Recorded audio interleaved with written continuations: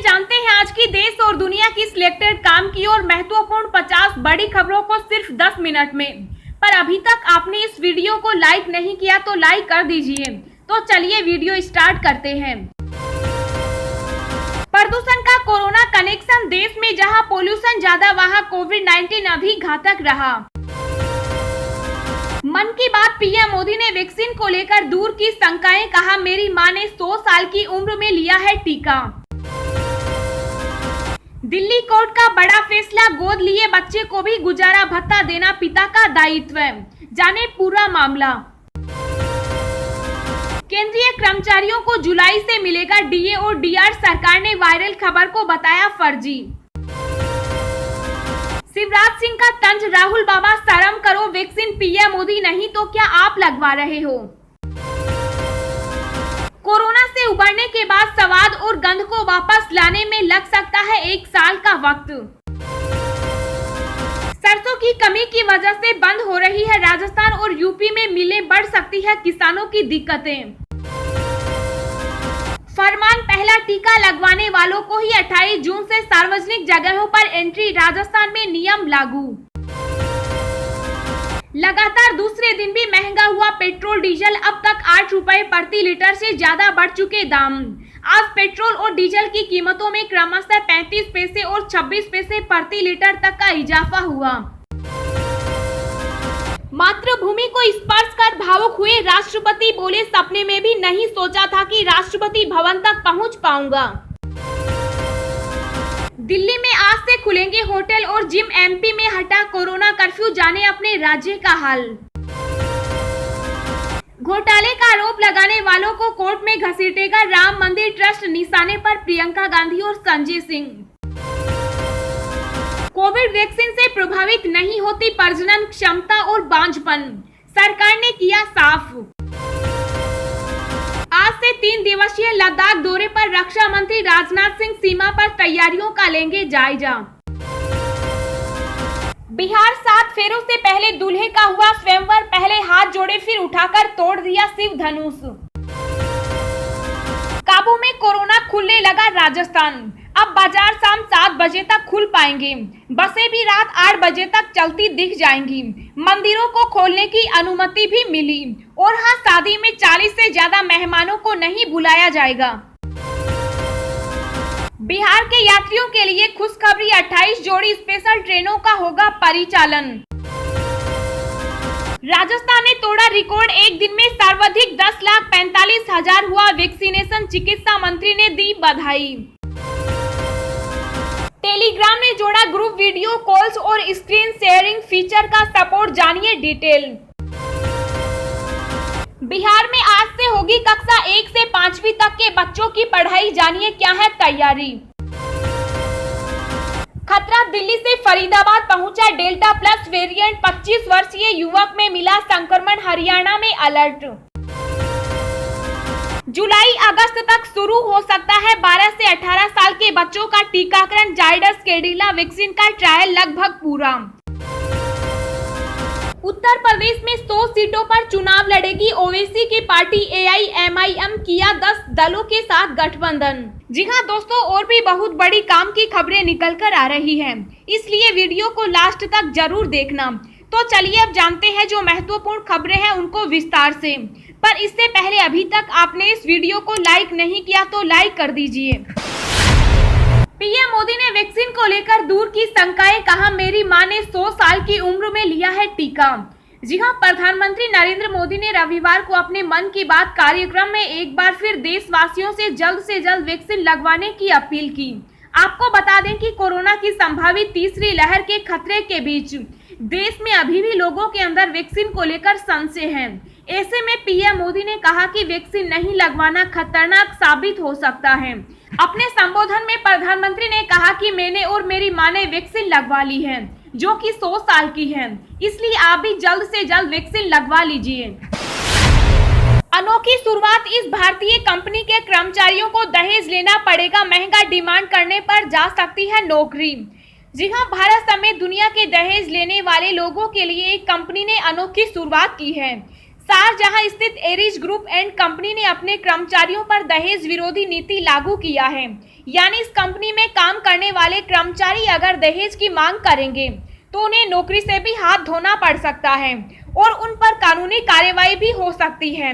Company का देशों में कारोबार चल रहा है।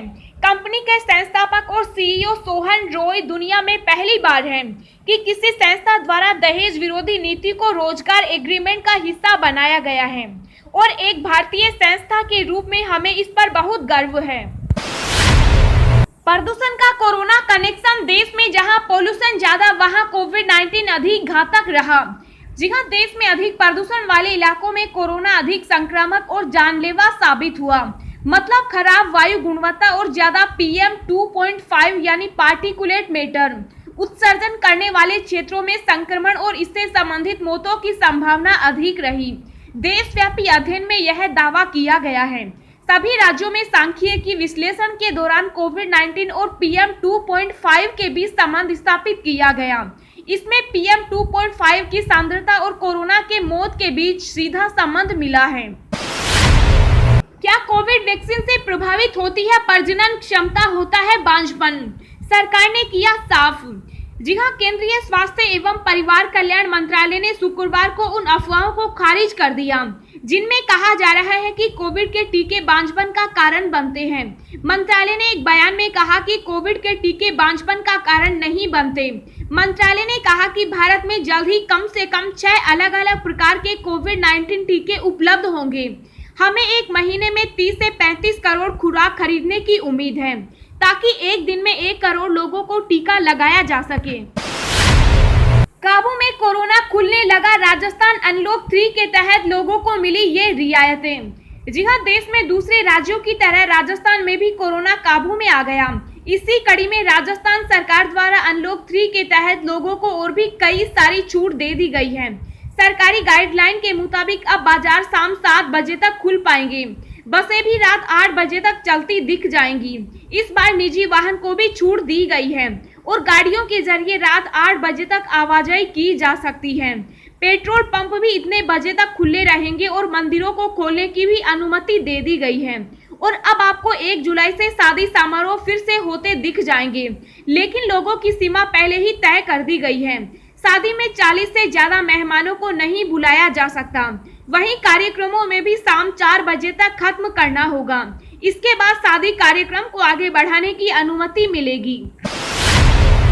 घोटाले का आरोप लगाने वालों को कोर्ट में घसीटेगा राम मंदिर ट्रस्ट। निशाने पर प्रियंका गांधी और संजय गांधी।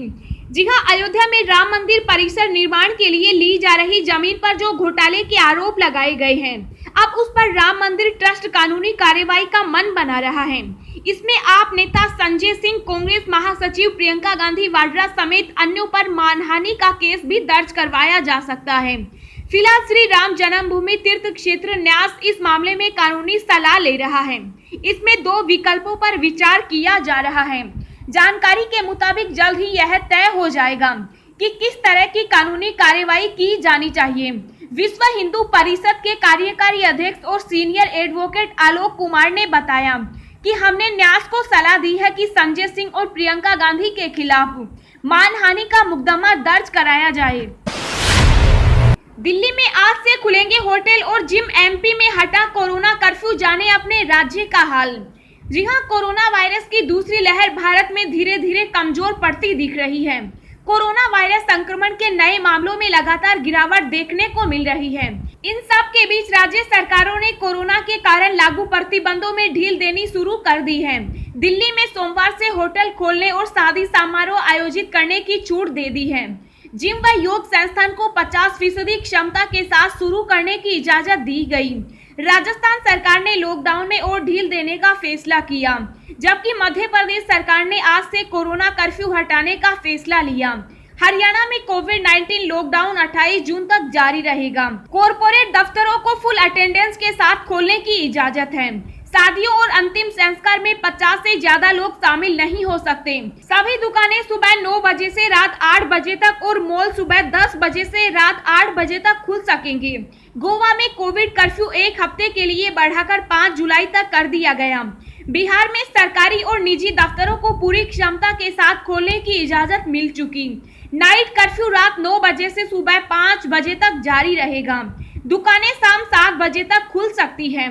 यूपी में कुछ बंदिशों के साथ रेस्टोरेंट, पार्क, स्ट्रीट फूड की दुकानों को खोलने की अनुमति मिल चुकी। राज्य में वीकेंड लॉकडाउन जारी है, लेकिन योगी सरकार ने इसमें धार्मिक स्थलों को खोलने की इजाजत दे दी है। लगातार दूसरे दिन भी महंगा हुआ पेट्रोल डीजल। अब तक 8 रुपए प्रति लीटर से ज्यादा बढ़ चुके हैं दाम। जी हां, आम जनता पर महंगाई की मार लगातार बढ़ती जा रही है। खासतौर से ईंधन की बढ़ती कीमतें अब हर रोजमर्रा के जीवन पर असर डालने लगी हैं। इस बीच तेल कंपनियों ने एक बार फिर पेट्रोल डीजल के दाम में इजाफा किया। इंडियन ऑयल की आधिकारिक वेबसाइट के प्राप्त जानकारी के अनुसार आज पेट्रोल और डीजल की कीमतों में 35 पैसे और 26 पैसे प्रति लीटर तक इजाफा किया गया। इसके साथ ही अब चेन्नई में भी पेट्रोल सेंचुरी मारने से कुछ ही दूर है। दरअसल अंतर्राष्ट्रीय बाजार में कच्चे तेल की कीमतों में लगातार इजाफे की वजह से तेल कंपनियों के पास बढ़ोतरी के अलावा कोई दूसरा चारा नहीं है। वहीं पेट्रोल डीजल पर भारी भरकम टैक्स ने भी आम आदमी के लिए महंगाई बढ़ा दी है। फरमान, पहला टीका लगवाने वालों को ही 28 जून से सार्वजनिक जगहों पर एंट्री। राजस्थान में नियम लागू। जी हां, राजस्थान में कोरोना संक्रमित मरीजों की संख्या में लगातार कमी देखने को मिल रही है।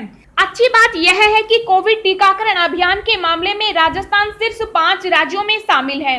इस बीच गहलोत सरकार ने कोविड पर लगाम लगाने के लिए एक फरमान जारी किया। इसमें कहा गया है कि 28 जून यानी सोमवार से कोरोना वैक्सीन की पहली डोज ले चुके लोग ही बस स्टैंड, रेलवे स्टेशन समेत सार्वजनिक जगहों पर प्रवेश कर सकेंगे। बिहार सरकार का आदेश, सरकारी स्कूलों में मौजूद रहे सभी शिक्षक और स्टाफ उल्लंघन करने वालों पर होगी कार्रवाई। जी हां, बिहार सरकार ने राज्य के सरकारी स्कूलों के शिक्षकों को उपस्थित रहने को कहा है। जिला प्रशासन ने इस संबंध में शनिवार को आदेश जारी किया है। हालांकि कोरोना वायरस महामारी के कारण बच्चों को स्कूलों में नहीं बुलाया जा रहा। शिक्षकों और अन्य स्टाफ सदस्यों को उपस्थित रहने के लिए कहा गया है। राज्य सरकार के अधिकारियों ने बताया कि शिक्षकों की अनुपलब्धता को लेकर विभिन्न स्कूलों की शिकायतों के बाद यह फैसला लिया गया है। ग्रामीण क्षेत्रों के कई लोग स्कूल के प्राचार्यों ने भी इस मुद्दे पर हरी झंडी दी है। सरकारी आदेश के बाद स्कूलों में नहीं आने वाले शिक्षकों के खिलाफ कार्रवाई की चेतावनी दी गई है।